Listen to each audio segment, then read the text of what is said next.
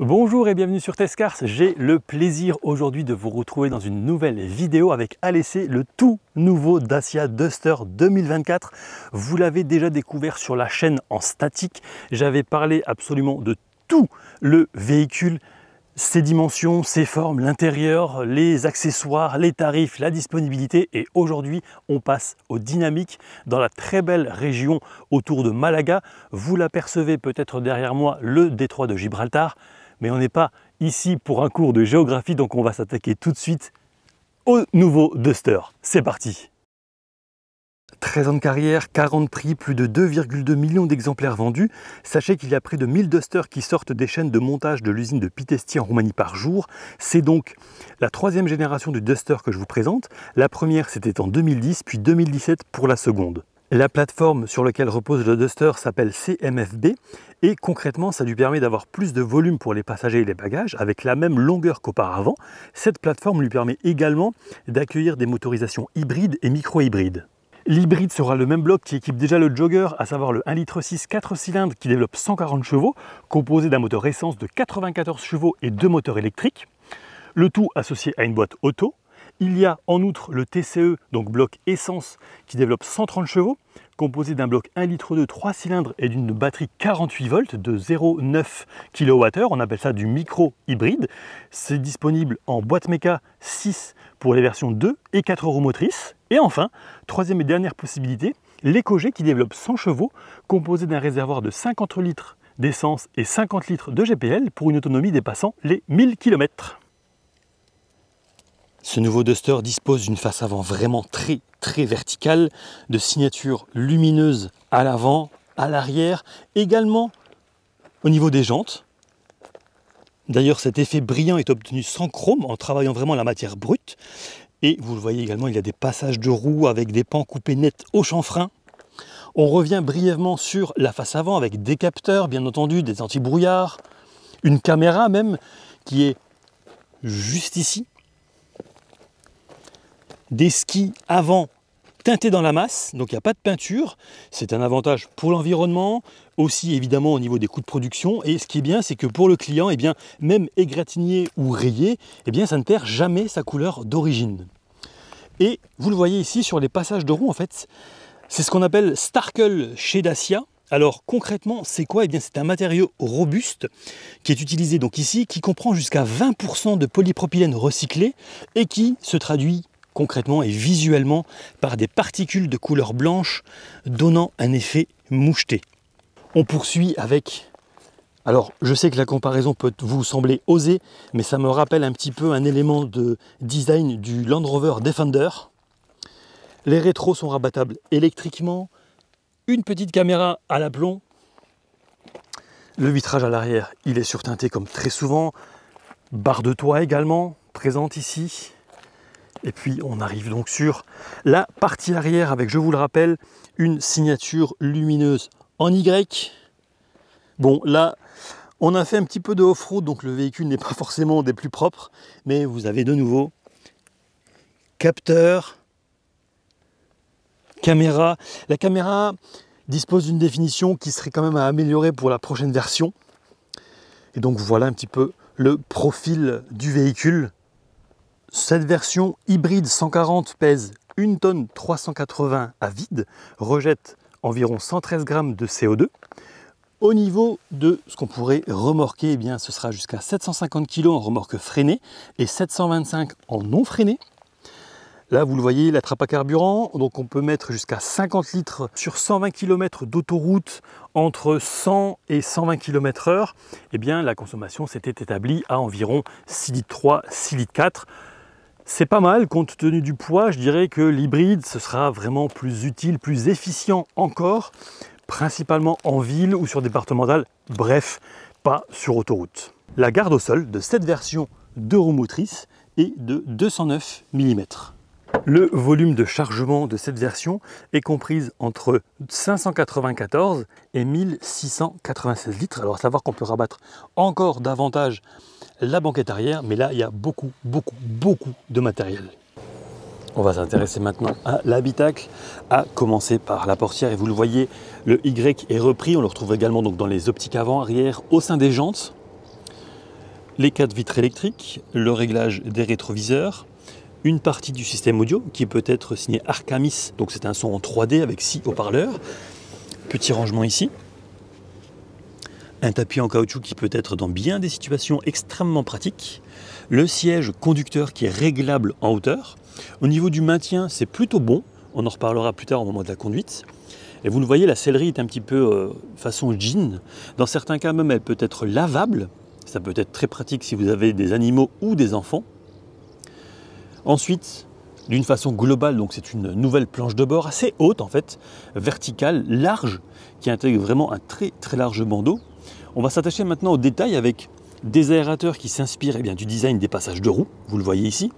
En dessous, vous avez une commande My Safety Perso, donc ça va vous permettre de paramétrer les assistances de conduite, mode éco, réglage de la hauteur des feux, et puis on va aussi pouvoir désactiver le stop and start. Ça peut être très bien parce que je sais qu'il y en a qui n'aiment pas du tout. Le commodo lié au feu, avec les anti-brouillards évidemment. Ensuite, je vais m'installer à bord, puisque le volant également est tout nouveau, avec 2 mets plats et le logo en son centre qui remplace en fait la marque qui était inscrite auparavant. Donc là, sur la partie gauche, ce sera lié principalement au régulateur de vitesse qui n'est pas adaptatif et au limiteur. Ensuite, sur la partie droite, ce sera tout ce qui est commande vocale, téléphone en Bluetooth ou la navigation dans les menus. Ici, vous avez la commande du frein de stationnement. Le volant, hop, il est réglable en profondeur et puis naturellement en hauteur. Hop. Je vais démarrer le véhicule pour que vous puissiez voir un tout petit peu l'affichage qu'on peut avoir. Donc c'est un écran de 7 pouces qui est personnalisable. On va pouvoir retrouver, alors sur le modèle hybride, ce sera principalement les flux d'énergie qui vont s'activer lorsque l'on est en mouvement, bien entendu. C'est pas mal, ça permet de personnaliser un petit peu cet écran. Du côté droit du volant, on a évidemment les commodos liés aux essuie-glaces. Ensuite, ici, ce sera notamment pour le volume ou encore la source sonore. Le U-Clip, alors là, je vous invite également à regarder l'une de mes vidéos, puisque c'est un système d'accessoires extrêmement pratique, notamment pour mettre son téléphone, mais pas que. Il y a aussi ici, par exemple, une attache U-Clip pour mettre typiquement un sac. Ensuite, au niveau de tout ce qui est info-divertissement, il y a 3 possibilités.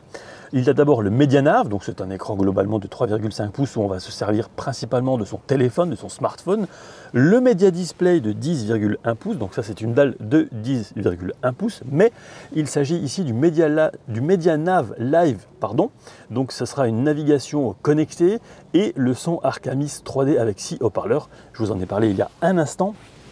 Alors concrètement, cet écran, je l'ai trouvé vraiment super réactif, il n'y a pas grand chose à dire. Alors, je vais juste fermer la portière. Voilà. Alors voilà, donc vous avez ici, vous le voyez, l'écran qui est splitté en 4, donc la partie sonore, la navigation en haut à droite. Alors, on va laisser le temps que ça charge.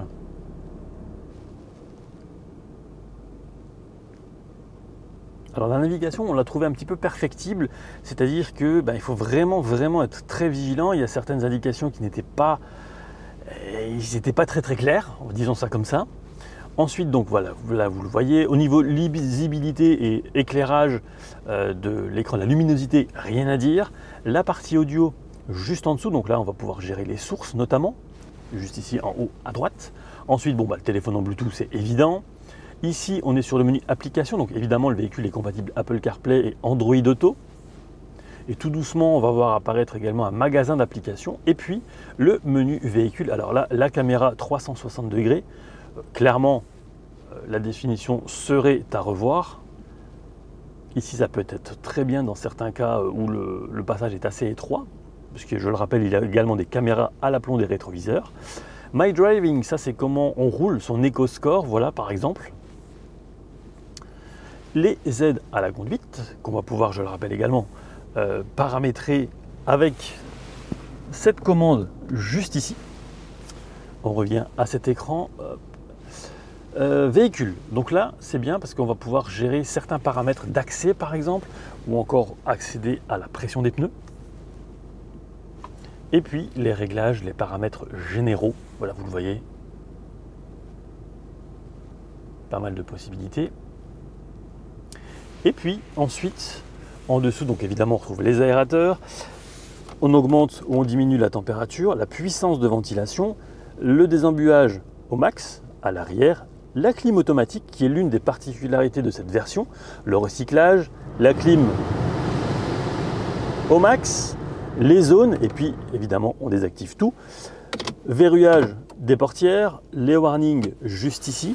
On descend ici, là vous avez, voilà, vous le voyez un petit peu au niveau de la place qu'il y a, un petit rangement. En dessous, 2 prises USB-C, une prise 12 volts, le chargeur par induction, qui est également l'une des particularités de cette version, la clé, ici. Alors le chargeur par induction, il faut savoir que le téléphone, vraiment, il faut le mettre ici pour que ça fonctionne.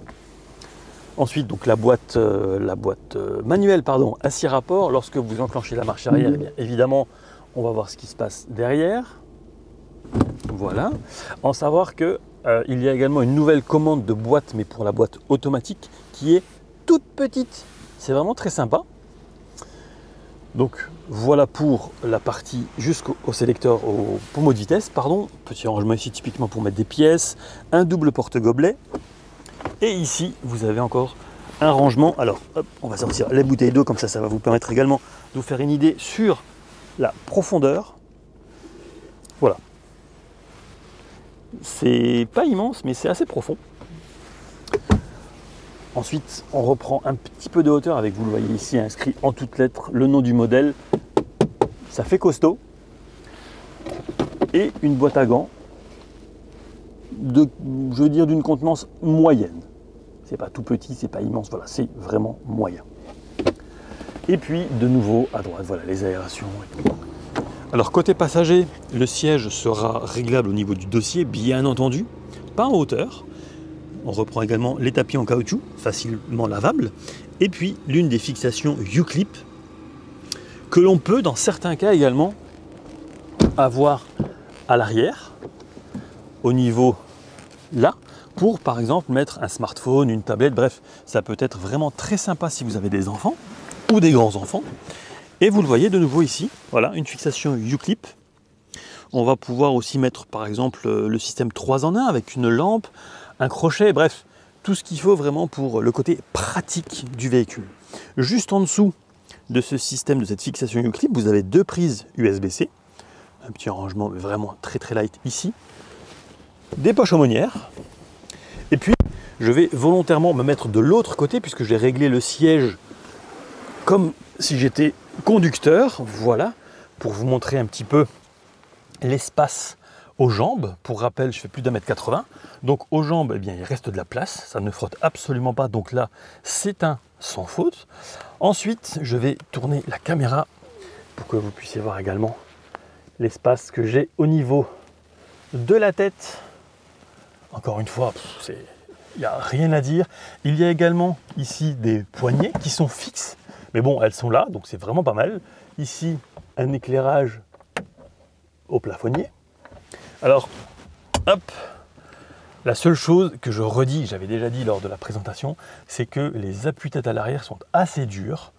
Bon, est-ce que c'est vraiment un problème? Ça dépend de chacun. Et voilà, vous avez évidemment les fixations Isofix ici pour les sièges enfants. Et je vous propose maintenant qu'on passe à la conduite du véhicule. Alors en conduite, ce nouveau Duster est plutôt agréable. Alors je vais rentrer quand même dans les détails évidemment. Au niveau de la visibilité, à l'avant, sur les côtés ou même à l'arrière, rien à dire. Il y a un capot qui est assez nervuré, donc vraiment devant le conducteur, c'est un petit peu creusé. Ça permet eh bien, de voir encore mieux, même si ça reste léger évidemment. Hop, on va se mettre à 30 puisque c'est 30 km/h ici. Voilà. Je pense que plus lentement, je fais demi-tour ou marche arrière. Bref. C'est vraiment confortable. Le volant offre une très très bonne prise en main, malgré qu'il soit assez large. Mais que ce soit comme ça ou à 10h10 comme on apprend à l'auto-école, c'est vraiment... Enfin, il n'y a rien à dire à ce niveau-là. C'est top. La direction est précise. Ils ont amélioré aussi la prise de roulis à plus haute vitesse. Et on le ressent surtout sur les enchaînements rapides, notamment en montagne. Et là, on arrive sur des pavés. Et oui, le confort a aussi été optimisé par rapport à l'ancienne génération. Et au niveau du rayon de braquage, eh bien pareil, c'est voilà, vraiment très très bon également pour faire des demi-tours dans des espaces assez restreints. Boîte de vitesse répond bien. Bon, c'est pas une foudre de guerre, hein. On est sur un TCE 130 micro-hybride, donc l'idée c'est vraiment de consommer le moins possible.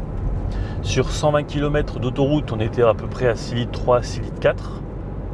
Ce sera évidemment beaucoup plus efficient en ville, puisque l'idée c'est de récupérer un petit peu d'énergie en phase de décélération ou de freinage pour réinjecter cette énergie lors des phases d'accélération au démarrage. Alors tout droit et à gauche. Et donc c'est une petite batterie 48 volts qui fait 0,9 kWh. Ben là ça va vous permettre, là on va prendre l'autoroute justement, l'A7, pour aller jusqu'à Malaga qui est à 124 km. Et alors 30 km/h, je mets le pied dedans, donc le pied à fond sur l'accélérateur, troisième, quatrième. Bon, on est en descente, hein, ne l'oublions pas. Voilà, cinquième, c'est 100 km/h, donc on va ralentir. On va rester en 6 quand même, voilà. Je mets le régulateur de vitesse. Alors par contre, j'étais à 102, ça dépasse un tout petit peu. En descente, si par exemple ça passe de 120 à 100, le véhicule va mettre un peu de temps à ralentir. Donc si vous avez un radar, eh bien il faudra vraiment mettre le pied sur le frein pour être à la vitesse adéquate. Pareil en montée, enfin pareil non, en montée, et je le rappelle, j'ai dit il y a un instant, c'est un TCE 130, donc c'est pas une foudre de guerre, il vaudra mieux se mettre à la vitesse max par exemple, soi-même avec le pied sur l'accélérateur, et ensuite mettre le régulateur de vitesse. Et ce qui est bien, c'est que lorsque vous changez de vitesse par exemple, et que le régulateur de vitesse est activé, il reste activé. Les seuls moyens de le désactiver, ce sera soit en appuyant sur le zéro du volant, ou alors bien entendu en mettant le pied sur le frein. L'insonorisation est normale, je dirais.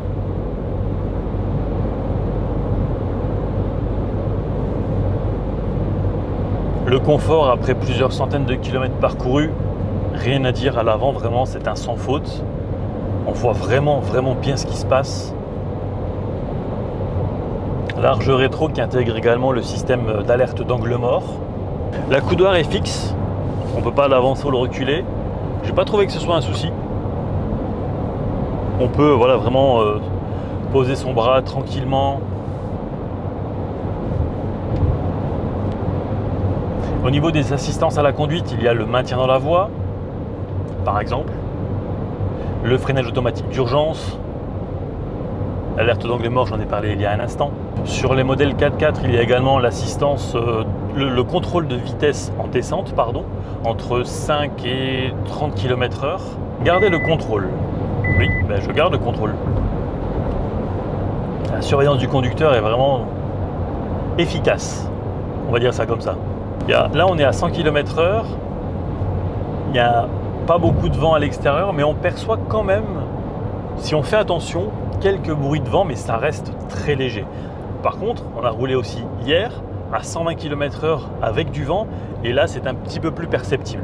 Bien calé, les maintiens latéraux, alors évidemment, sur autoroute à 100, il n'y a pas grand-chose à dire. On a fait de la route tout-terrain, ouais, on a été vraiment faire du tout-terrain, en dehors du 4x4, hein, j'entends. Eh bien, le maintien latéral, même chose, rien à dire, ça ne bouge pas.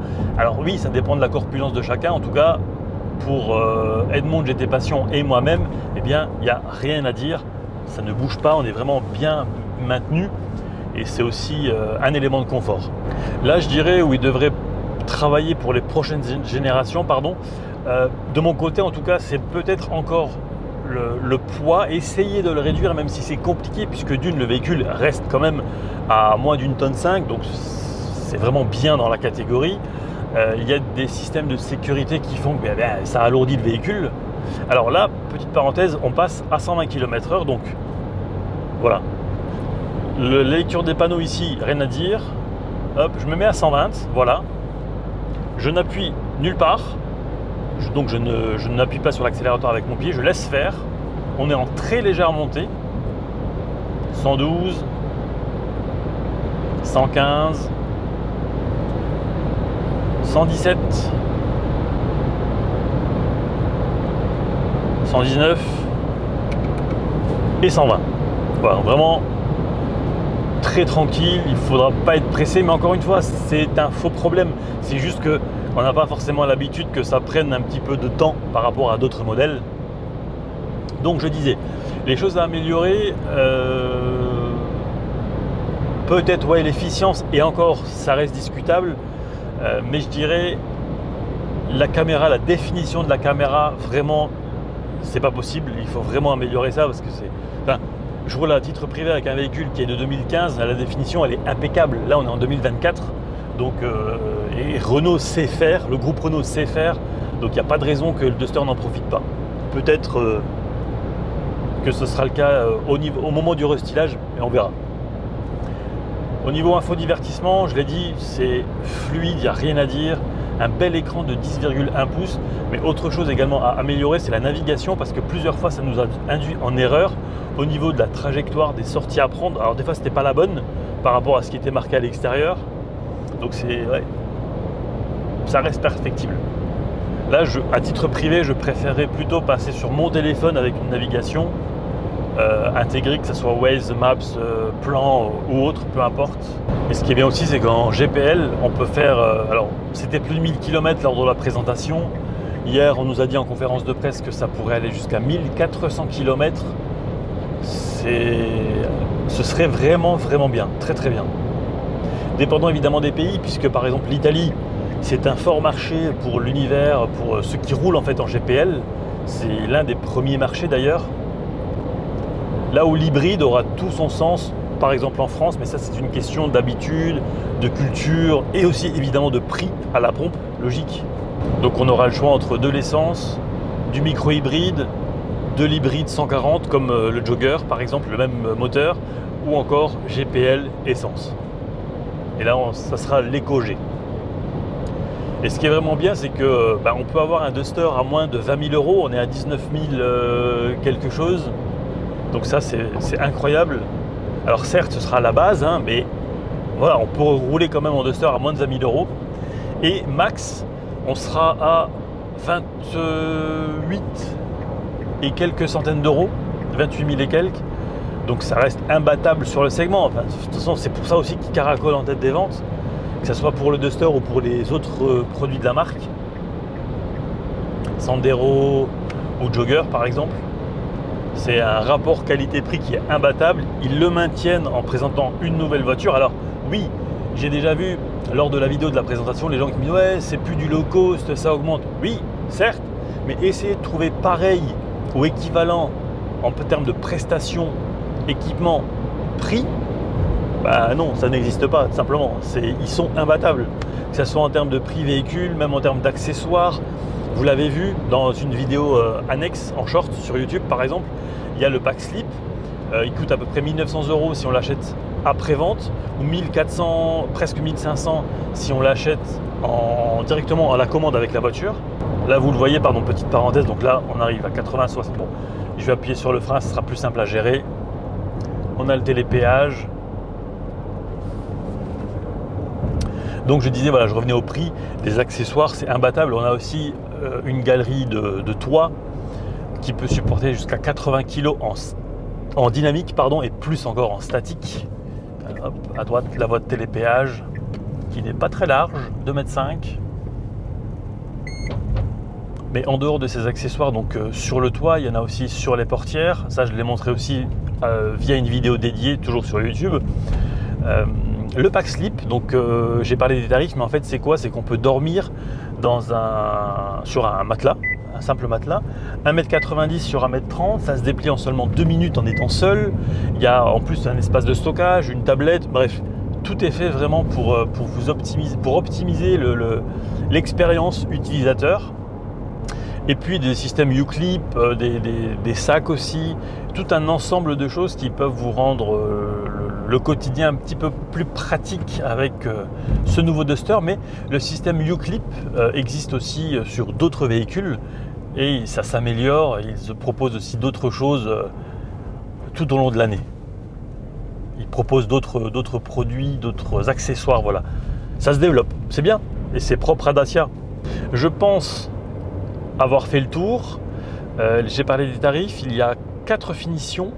Les 2 plus haut de gamme sont au même prix, mais il y aura le choix entre la discrétion d'un côté, avec la finition journée par exemple, journée, ou alors la finition extrême. Là, ce sera plus le côté baroudeur qui sera mis en avant avec des appendices, des couleurs et certains éléments qui vraiment font ressortir le véhicule. Il sera peut-être encore un peu plus pratique au quotidien. Gardez le contrôle. Ben oui, j'ai les mains sur le volant, je suis à 80 km/h, c'est le max.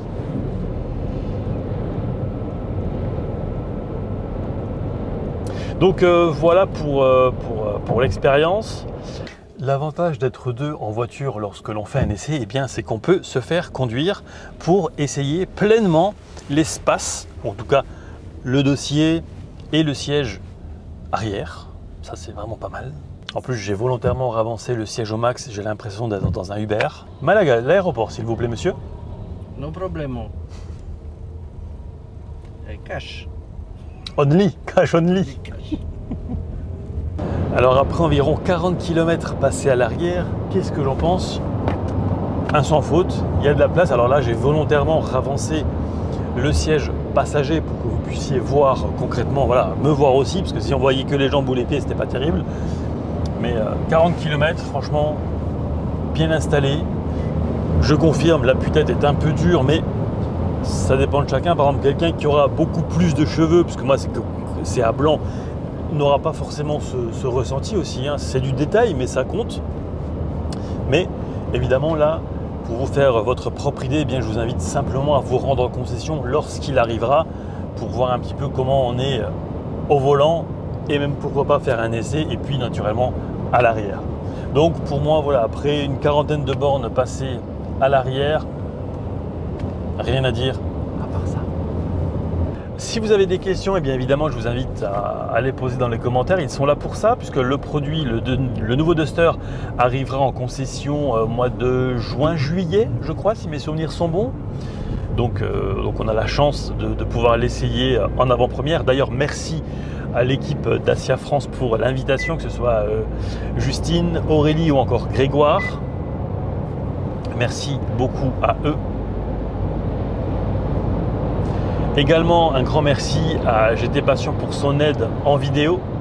N'hésitez pas à vous abonner si la vidéo vous a plu, à liker, à partager cet essai. Et quant à moi, je vous dis à très vite pour de prochaines aventures auto et moto.